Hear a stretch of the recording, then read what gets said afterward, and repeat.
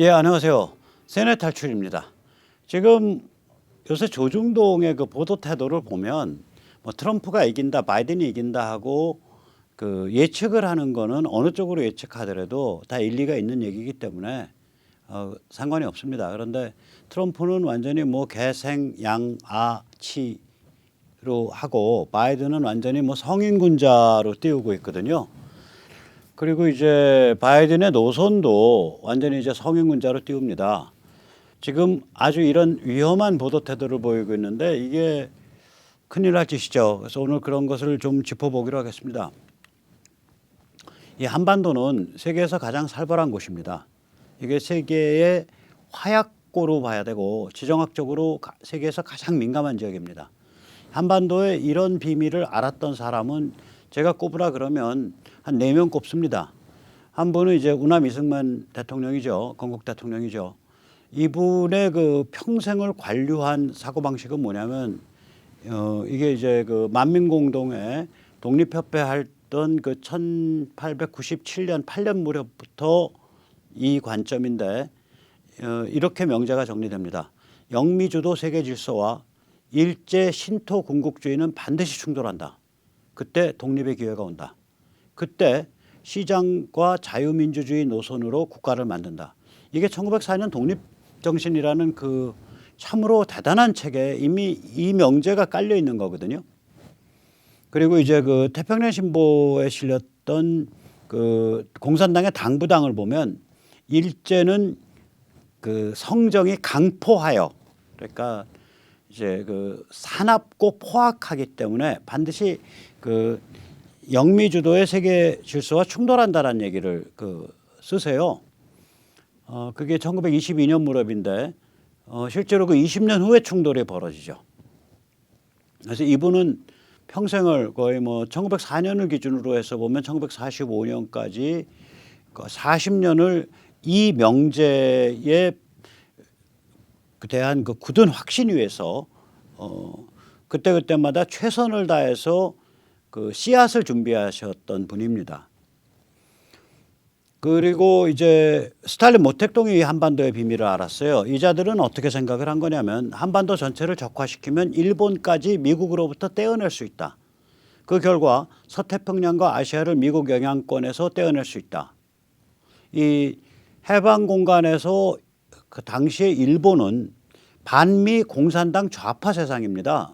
이 패전 국가니까 그리고 원자탄까지 맞았으니까 그 반미 감정이 배경에 얼마나 깔려 있겠어요. 지금도 일본 우파도 내심으로 트럼프의 실패를 원하거든요. 그리고 중국의 부상을 원한다고요. 그 중국이 부상을 해서 이 세계 질서를 흐트려 놔야 일본이 본격적인 제대로 된 그 군사 재무장을 하고 강국이 될 수 있다. 이런 사고방식을 하는 일본 사람들이 이른바 일본 우파의 약 한 글쎄요. 제가 뭐 잘은 모르지만 7, 80% 될 겁니다. 이게 이렇게 이런 생각을 가진 사람들이에요. 그러니 1945년 무렵으로 우리가 돌아가서 생각을 해보면 메가더 HQ가 동경에서 일본을 운영하고 있고 그 다음에 1945년 12월에는 그 텐노를 압박을 가해서 1946년 1월 1일에 텐노가 저는 신이 아닙니다. 저는 인간입니다라는 인간 선언을 하도록 만들었고 그것이 그 일본인의 그 멘탈을 굉장히 굴욕적으로 이렇게 무릎 꿇린 사건이거든요. 텐노의 인간 선언이 그 이런 그 조치들을 그 미국이 했기 때문에 당연히 그런 일본의 분위기를 봤을 때 이제 모택동이나 스탈린은 계산을 하면 한반도를 적화시키면 일본은 반미 성향이니까 결국 그리고 일본은 좌파와 공산당이 득세하고 있기 때문에 공산화는 시키지 못하더라도 거의 절반쯤 우방을 만들 수 있다. 그러므로 이 동북아시아 더 나가서 동아시아 전체 더 나가서 서태평양권 전체를 미국으로부터 떼낼 수 있다. 그런데 그 고리가 어디냐? 한반도예요. 이걸 읽었던 자들이에요. 박 대통령도 역시 이 그 한반도의 운명을 잘 이해하던 분입니다. 이분은 어떤 생각을 했냐. 절대적 가난으로는 공산주의를 이길 길이 없다. 무조건 잘 살아야 한다. 세계 시장 속의 수출 경제 모델에 운명을 걸겠다. 이게 박 대통령이 1961년에서부터 이제 그 돌아가신 1979년까지 만 18년 동안 가지고 있었던 기본적인 관점입니다.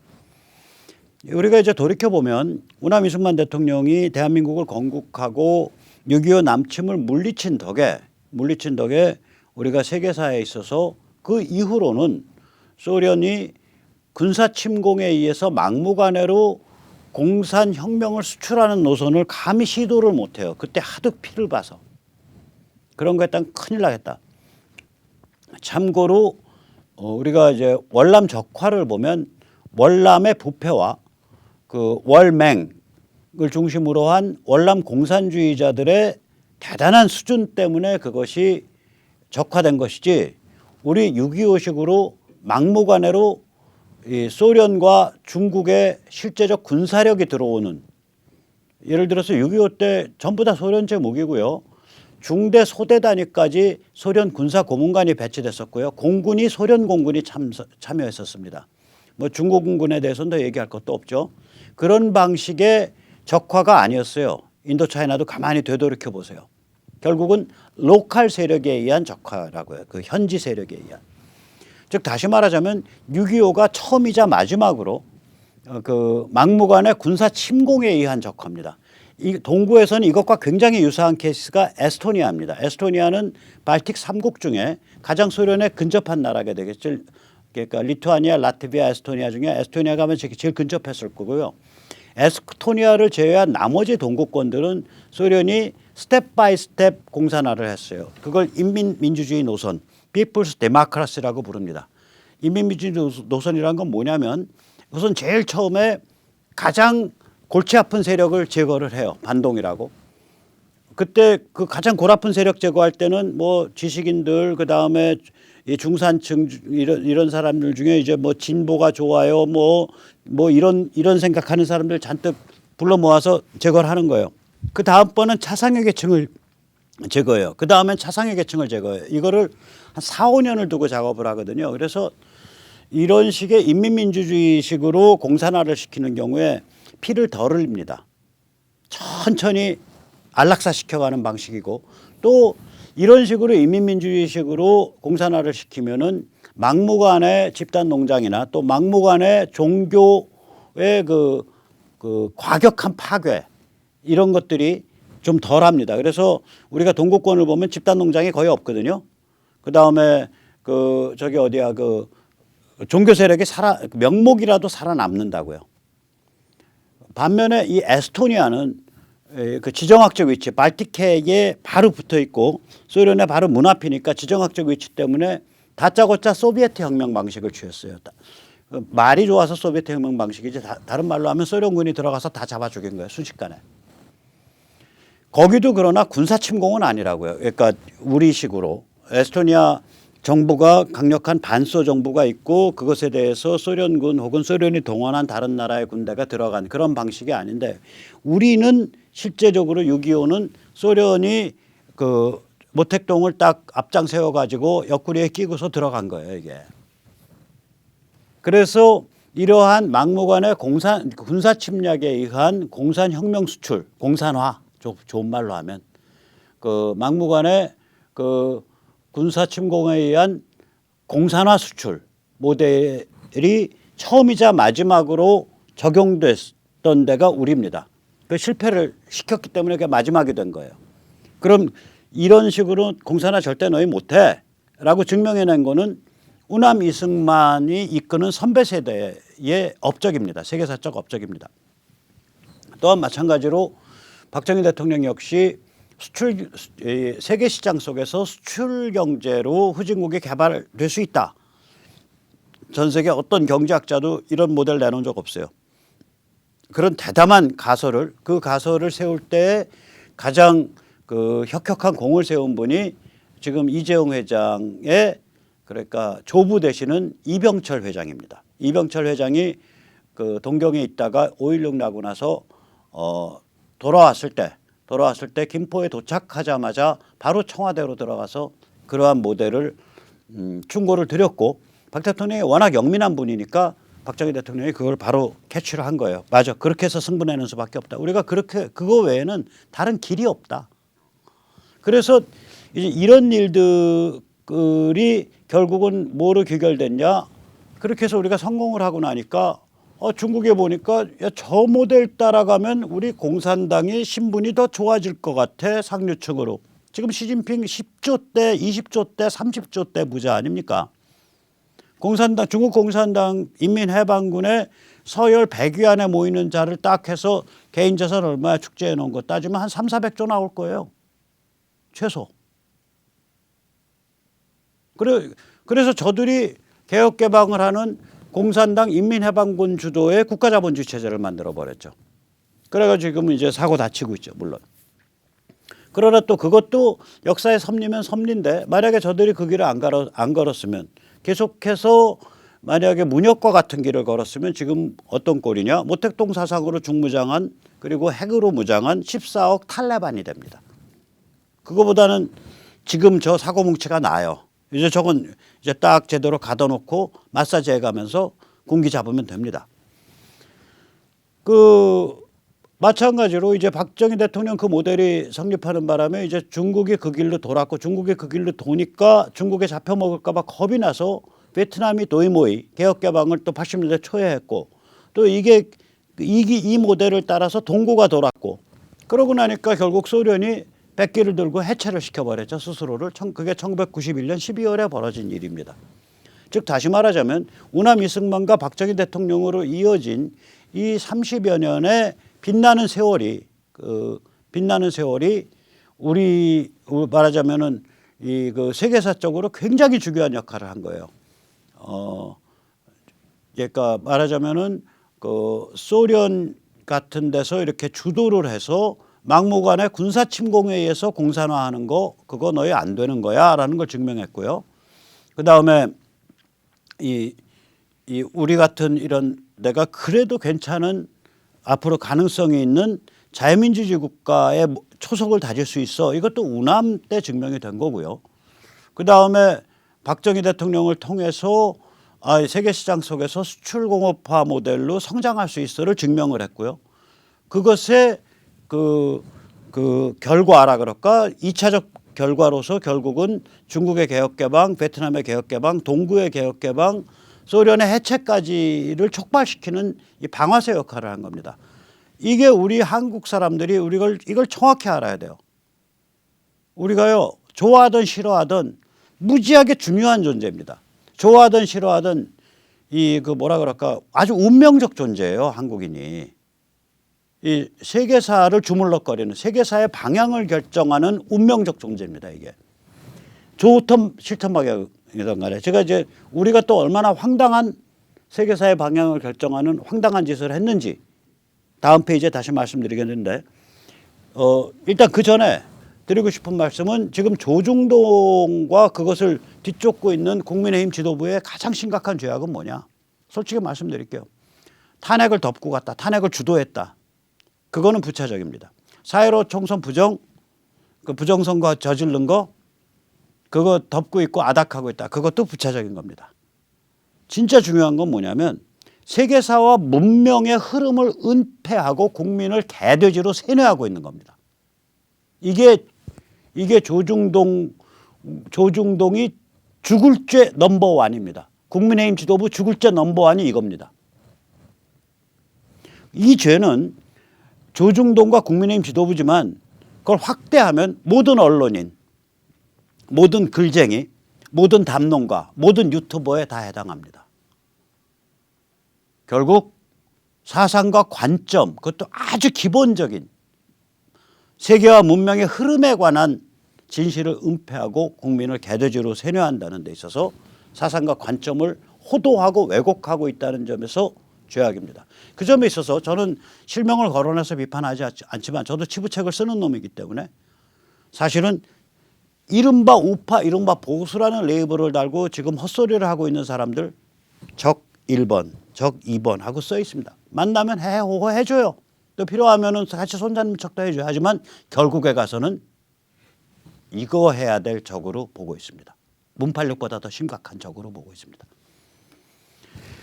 자, 이씨조선이 러일전쟁, 러시아 공산혁명, 나치, 일제 신토 군국주의, 세계 제2차 대전, 세계 공산체제의 원형이다 라고 말을 하면은 야, 백모 미쳤다라고 말하겠죠. 뭐 아마존에 있는 무슨 나비가 날갯짓을 하면 어디 뭐 허리케인이 불고 태풍이 불고 그런 거 같은 겁니다. 제 말을 듣고 나시면 아, 그거 일리가 있는 소리야. 그게 완전히 방아쇠를 그렇게 당기니까 도미노 현상으로 똥똥똥똥똥똥까지 갔구나. 고종과 그 이씨조선의 지배계급이 이 짓을 저지른 거예요. 이 자들이 무슨 짓을 했냐. 이 러시아의 남진 정책과 영국의 러시아 남진 제어 정책이 19세기 말에 동아시아에서 크게 충돌합니다. 엄청난 긴장 상황이 돼요. 그래서 영국이 그게 1880년경인가 70년경인가에 거문도에 우리 이씨조선 왕실에, 저는 조선이라고 안 그래요. 이간의 조선, 이가조선, 이씨조선이라 그럽니다. 이조 왕실에 대고서 그걸 뭐 그렇게 부르면 사대주의자라고 천만에 그 지긋지긋한 자들을 조선 전체의 대변인으로 전 인정을 못하는 거예요. 그래서 저는 이가조선, 이씨조선이라고 부릅니다. 이조에 막강한 돈을 지불하고 거문도 일부에 영국 해군항을 건설하겠다 그랬는데 그걸 노를 했어요, 이 자들이. 그래서 영국이 결국 철수했습니다. 크게 싸운 건 없고요. 그래서 그때 잠시 머물러 있었기 때문에 거문도에 지금도 영국 수병의 묘지가 있습니다. 영국 수병 묘지가 있어요, 거문도에. 그래가지고 결국은 이 자들이 한 짓이 뭐냐. 1900년대 초에 영미를 버리고 러시아에 붙었죠. 이게 아관 파천입니다. 러시아를 그 당시에는 중국 사람들을 본따 가지고 아라사라고 불렀습니다. 오로스. 오로스라는 말은 몽고가 러시아를 부르는 말입니다. 그래서 러시아를 아라사라고 불렀기 때문에 아관, 러시아 대사관으로 이사 갔다. 그래서 아관 파천입니다. 그러니까 러시아에 가서 줄을 쓴 거예요. 아마 그 당시에 그 고종을 둘러싼 이 썩어 빠진 자들, 그리고 썩어 빠진 임금인 고종의 그 사고방식이 이런 거예요. 보니까 러시아의 육군이 세계 최강이에요. 참고로 1900년을 기준으로 해서 자타공인 세계 최강 육군은 러시아로 꼽아줬습니다. 왜냐하면 워낙 쪽수가 많고 영국은 해군 중심이고 미국은 세계 무대에 안 튀어나왔으니까 1900년 기준으로 세계 최강 육군 어디야? 러시아야. 그때는 탱크도 없었어요. 그때는 육군 무전기도 없습니다. 딸딸이 무전기라 그러죠. 딸딸딸딸딸 돌려가지고 딸딸이 무전기가 나온 건 2차 세계대전입니다. 1차 세계대전 때도 없었어요. 그러니까 세계 최강 육군 어디야? 러시아. 시베리아 철도를 놓고 있기 때문에 결국은 얼마 지나지 않아서 이쪽으로 러시아 최강 육군이 얼마든지 이 시베리아 만주 한반도 쪽으로 올 수 있습니다. 그리고 지금 보십시오. 동아시아에 함대 구축하고 운영하고 있는 데가 어딥니까? 러시아밖에 없습니다. 블라디보스토크 함대 무시무시합니다. 여순 함대 무시무시합니다. 그것뿐만이 아닙니다. 유럽에 가면 페테르부르크를 중심으로 해서 발틱 함대가 또 무시무시합니다. 자, 그리고 러시아는 통이 커요. 거긴 짜르가 결정하면 다 되는 겁니다. 뭐 거기 한다고 골치 아픈 선교사 나부랭이 이런 것들 들어와서 개혁을 하라는 둥, 뭘 바꿔야 된다는 둥, 국민이 계몽돼야 된다는 둥, 이런 흉악한 짓 안 합니다. 우리의 주체성을 인정하죠. 그러니까 손을 러시아로 잡아야 됩니다. 이 자들이 이렇게 생각한 거예요. 그래서 그 후진 러시아 쯔아 체제랑 손을 잡은 거예요. 그게 아관 파천입니다. 그러니까 러일 전쟁에 발발할 수밖에 없죠. 일제에 대해서 미국과 영국이 돈을 쐈다고요. 이 미국과 영국은 아마 계산을 했을 때 일제가 그렇게 화려하게 이길 거라고 생각을 안 했을 거예요. 돈을 쏴주면 러시아를 상당히 개고생시킬 거다. 저 독한 일제가. 그래서 돈을 쏴줬는데 이게 그냥 개고생시키는 정도가 아니라 러시아를 그 상상을 하지 못할 정도로 굴욕적이고 비참하게 패배시켰어요. 러시아의 3개 함대, 극동에 있는 블라디보스토크 함대, 그 다음에 지금 이제 그 여순반도에 있는 그 여순 함대, 그리고 유럽 쪽에 그게 두 개가 차례로 괴멸당하니까 유럽 쪽에 있는 발틱 함대를 빼갖고 러시아 배가 전 세계를 뺑글 돌아갖고 이쪽 그 한반도 쪽으로 오는 거를 이순신 장군의 전법을 딱 해서 남해 거문도에서 이렇게 섬 그늘 사이에서 쫙 숨어가지고 보고 있다가 옆구리를 치고 들어가서 작사를 내기 시작해서 나중에 그 함대장 부속선 조그만 보트 하나 도망가고 나머지 다 수장됐습니다. 다시 말하자면 러일 전쟁을 통해서 러시아 함대 해군이 괴멸해 버렸어요. 육군도 괴멸했습니다. 그때 여기 코사크 기병까지 왔어요. 만주에. 코사크 기병을 앞세운 러시아 육군을 이 키 150, 500개 안 되는 일본 일제 그 육군이 기관총 가지고 다 괴멸을 시켰어요. 그때. 그러니까 이 사람들이 일본 사람들이 이제 추운 데서 훈련이 안 돼 있어서 계속 설사를 한다고요. 그래가지고 설사 방지약을 만들었는데 그 방지약의 딱 제목을 뭐라 그러냐. 정벌할 정자, 정, 러시아 로자, 정로, 환약이니까 환, 정로환입니다. 우리 요새 약국 가서 정로환 주세요. 설사 났어요. 그게 원래 정벌할 정자의 러시아 로자입니다. 그거를 이름을 바꿔서 지금 바를 정자를 쓰죠. 원래는 거기에 두인변이 더 붙어서 정벌할 정자를 한 거예요. 그때 나온 거예요. 러일 전쟁 때. 설사 방지약, 설사 치료약. 추운 데서 훈련이 안 돼 있어가지고 체질이 무지하게 죽었습니다. 악착같이 싸워서 러시아 육군을 괴멸시켜 버렸어요. 자, 그러니까 그 당시 세계 최강국으로 꼽혔거든요. 그때는 미국이 세계 무대에 등장한 건 제1차 세계대전을 통해서 등장한 겁니다. 그때 미국은 그냥 혼자 따로 노는 애들. 그러면 유럽만 가지고 딱 보면 야, 저 러시아가 뭐 힘쓰면은 작살나는 거야 라고 생각할 때인데 그 러시아가 유럽 열강으로서는 그냥 뭐 후진국에 다름없는 식민지가 아닌 나름 열심히 뭐 자기들한테 제도 배워가고 기술 배워가는 일제에 의해서 완전히 오징어 납작포 되듯이 납작포가 된 거예요. 그러니까 러일 전쟁이 끝나고 나서 러시아 급진 공산 세력이 급성장합니다. 제가 지금 정확한 수치는 모르겠는데요. 비유적으로 말하면 이렇습니다. 1905년 러일 전쟁이 끝나기 전에는 공산 급진 세력 중에 정말 막 쓰아 잡아 죽이겠다 그러고 혁명하겠다 그러고 정말 지독하게 날뛰면 사형을 시켜요. 제정 러시아가 그렇게 사형 많이 안 시켰어요. 그 지독하게 날뛰어서 사형시키는 사람이 1년에 기껏해야 한 10명 돼요. 예를 들어서. 정확한 숫자는 제 기억이 안 납니다. 누가 나중에 공부해 보세요. 러일 전쟁 끝나고 나면요. 이 숫자가 이렇게 떠요. 수백 명으로. 목숨 내놔도 좋다 이거요. 이 러시아가 저 개땡땡 같은 놈이 러시아를 망쳐먹어서 우리가 굴욕적인 후진국 중에 후진국이 돼버렸다. 이게 말이 되냐? 쯔아 체제 날려버리고 새로운 사회체제, 공산체제, 공산주의의 깃발 아래 급속하게 현대국가로 나가야 된다. 이게 러시아 급진 지식인의 멘탈이 된 거예요. 그래서 결국은 러시아 공산혁명이 17년에 성공을 하고 소련이 등장합니다. 소련이 등장하니까 서유럽에서 야 공산주의 막아야 돼 이렇게 된 거예요. 극우 반동이 튀어나오는 거예요. 그게 이탈리아의 파시즘 1921년 22년경에 집권하죠. 그리고 10여 년 지나서 1933년에 나치가 집권을 한다고요. 이탈리아의 파시즘과 독일의 나치즘은 소련 공산혁명에 대한 극우 반동이에요. 이게. 그런 종류의 운동이 성공을 하려면 자본가들, 사회 최상류층이 뒷돈을 지른 거라고요. 그래서 이게 이 공산혁명에 대한 극우 반동이라고 이게.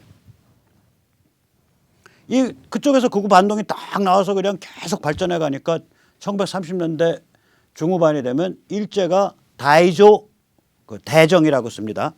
큰 대자 그때 텐노 이름이 아마 다이조일 거예요. 다이조 다음이 쇼와죠. 다이조 민주주의, 다이조 디마크라시라고 부릅니다. 그걸 다이조 디마크라시를 걷어치고 군국주의로 획 돌아가는 거예요. 1930년대 중반에. 서유럽에서 자기들과 짜옹을 맞출 수 있는 그런 열강이 등장했거든.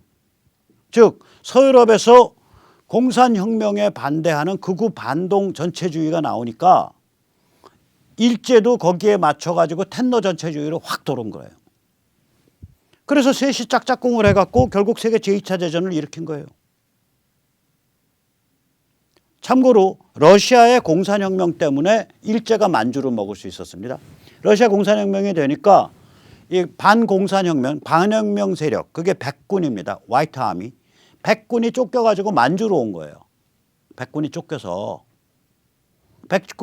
만주로 오고 그거 돕는다고 그 백군을 돕는다고 국제 출병이 일어나요. 그래서 유럽 대륙에서는 체코군이 제일 많이 들어왔고요. 그 다음에 영국군 많이 들어왔고요. 그리고 미국 들어오고 그리고 머릿수로 보면은 일제가 80%입니다. 8만 명 출병합니다. 그걸 시베리아 감서, 시베리아 인터벤션이라 그럽니다. 1918년에 시작돼서 공산혁명이 17년이니까 21년쯤이면은 이제 파장 분위기가 돼요. 공산혁명 어쩔 수가 없다. 그래서 공식적으로는 철수가 22년쯤 되는데 일제는 그때 들어온 그 세력을 가지고 그 장신의 군벌이랑 손을 잡고 만주에 장신의 군벌 앞세운 사실상의 지배체제가 되는 거예요. 그래서 우리가 그 만주로 넘어갈 수 있었던 거예요. 이시조선 때는요. 만주로 넘어가는 거 걸리면 체포도 안 합니다. 강 건너가는 거 지금 저기 탈북자들 그 국경 넘어가는 거 뒤에서 총 쏘듯이 활 쏴서 죽여가지고 두만강이 하얀 옷 입고 활 맞아서 죽은 사람의 시체로 두만강 강변을 깔았었습니다.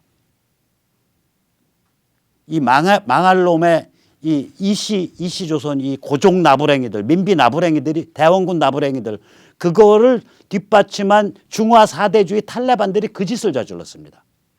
왜냐? 백성 빠져나가면은 세금 못 걷는다 이거예요. 그래서 가뭄이 와서 거기로 간 거예요. 그러니까 먼저 간 사람들은 연해주에서 아주 풍족하게 그러니까 그 영국의 여행자 그 여사님 있죠. 영국 그 여사님 그 세계적 여행자 그분이 그 쓴 글에 보면 아니 같은 한국인인데 연해주에 사는 사람들은 다 그래도 자기 앞가림하고 번듯하고 깨끗하게 사는데 두만강만 건너면 이 아름다운 산천에 사는 사람들이 다 왜 이렇게 비참한 거지냐라고 써놨어요. 그 책에.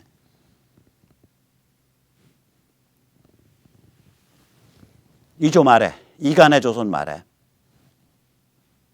이간의 조선이죠. 정말.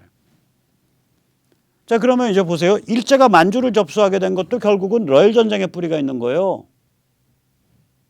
자 그 다음에는 이렇게 해서 일제랑 나치랑 이탈리아 파시즘이랑 셋이 결합을 하잖아요. 신토 전체주의, 나치 전체주의, 파시스트 전체주의가. 참고로 이제 파시즘은 나치의 원형이기 때문에 정치 철학에서는 나치즘도 파시즘이라고 같이 겸해서 부르죠.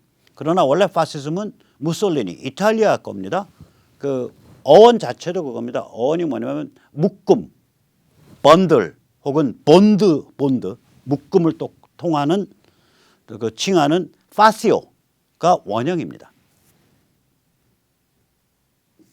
자 그래서 이 세 개가 똘똘 뭉쳐서 극우 전체주의가 뭉쳐서 세계 대전을 일으키니까 소련이 거기에서 소련을 세계대전을 일으켰을 때 소련 처음엔 나치랑 불가침 조약 맺고 2년 동안 가만히 있었죠. 근데 그 유전 먹으려고 그 흑해 주변에 유전 먹으려고 나치가 소련과의 불가침 조약을 깨고 1941년에 침공을 하죠. 그러니까 그 나치하고 일제가 딱 한 거예요. 일제는 그 해 말에 진주만을 치기로 했고 나치는 그 해 가을에 소련을 친 거예요. 그래가지고 소련이 연합군에 끌려 들어온 거 아니에요. 사람 무지하게 죽였죠. 소련은 한 1,000만에서 2,000만 죽었습니다. 그 전쟁에서. 2차 세계대전에서. 그러니까 소련이 갑자기 진보 연합군이 된 거예요. 공산 소련이. 그래서 그 다음에 그 여세를 몰아서 소련이 야 우리 피값 치르고서 전쟁했잖아. 니들이 이렇게 전선에서 다 죽을 수 있었어. 그 영거권 내세워서 결국 미국 힘 잘 못 쓰게 만들고 중국 공산화시키고 동구를 공산화시킨 겁니다.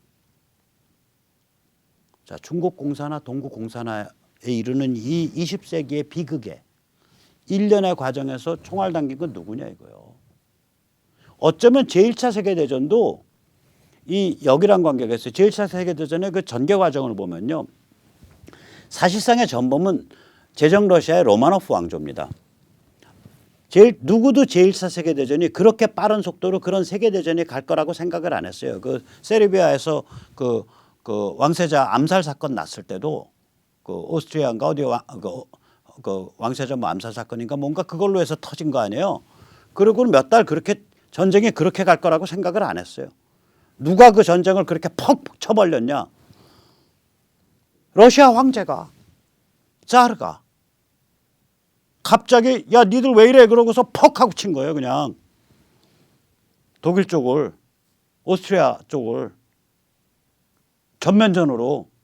그래서 와다닥 하고 불이 붙은 거예요. 그럼 러시아 황제가 왜 그렇게 퍽 쳤냐? 1905년에 당했거든. 러일 전쟁 때. 내가 이번에 내가 이번 전쟁을 통해서 1905년에 당해서 개구력 겪었던 거를 다시 증명하겠다. 러시아가 얼마나 위대한 나라인지.